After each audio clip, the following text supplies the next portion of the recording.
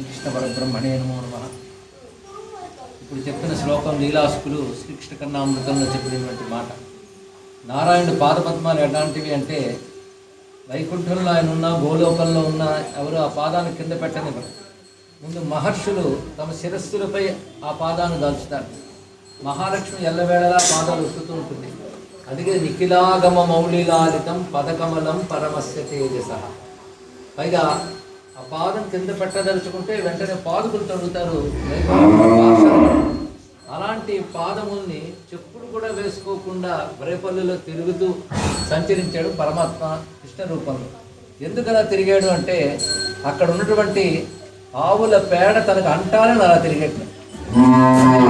సరస కరీష విశేష భూషితం, అత్యంత ముందుగైనటువంటి ఆ కరీషం గోమయం అంటుకునేటట్టుగా సంచరించాడు స్వామి. అంటే ఆయనకు అంత ఇష్టం గోవులంటే.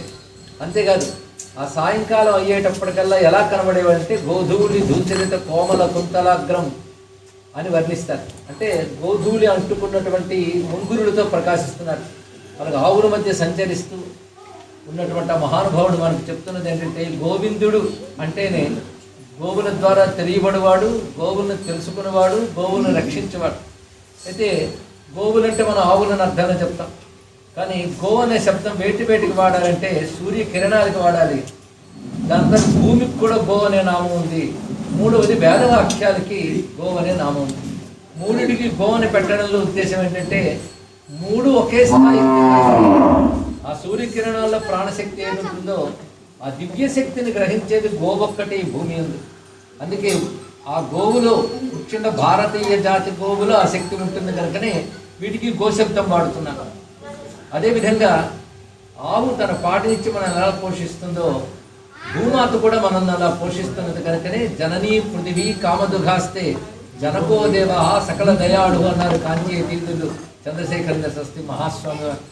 ఇలా గోవును తలంచుకుంటే మొత్తం భారతీయ సంస్కృతి మనకు గుర్తుకొస్తుంది. వేదవాక్యములన్నీ గోవులే. వేదవాక్యములు గోవు లేనప్పుడు వేదవాక్యములు ఎవరికీ తెలియవు. మనం నేర్చుకుని అంత అన్నప్పటికీ వేదవాక్యములు తెలిసినవాడు భగవానుడు ఒక్కడే. అంతేకాదు వేదవాక్యముల ద్వారా తెలియబడేవాడు ఆయనే. అందుకే ఆయనకు గోవిందుడు అని పేరు స్వతసిద్ధంగా ఉన్నది. గోవుల మధ్య తిరిగి మరొకసారి రుజువు చేశాడు. అందుకే వేదానికి గోవుకు ఉన్న అవినాభావ సంబంధం ఏదైతే ఉన్నదో వేదం యజ్ఞ రూపంగా వచ్చినప్పుడే సమస్త సృష్టికి ఫలదాయనం అవుతుంది. యజ్ఞంలో ప్రధానంగా యజ్ఞములకు తల్లి ఆవే. ఎందుకంటే యజ్ఞద్రవ్యమైన గోఘృతం గోవు ద్వారానే రావాలి మనకి. అందుకే మహర్షుల తపస్సు ఫలితంగా దేవతలు వాళ్ళ ఆహారం వాళ్ళకి ఇస్తే సంతోషిస్తారంటే వాళ్ళ ఆహారం అమృతం.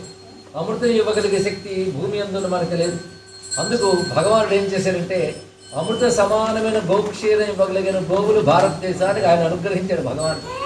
అప్పుడు ఆ విధంగా వచ్చాయి. అందువల్లనే భారతీయ గోవులు మాత్రమే ఆ కృష్ణ పరమాత్మ అనుగ్రహం వల్ల గోలోకం నుంచి వచ్చిన కామధేను సంతతి. అందుకే వాటిని కాపాడుకోవడం అనేది గొప్ప విషయం. వాటి సన్నిధిలో ఎంతసేపు మసలేము.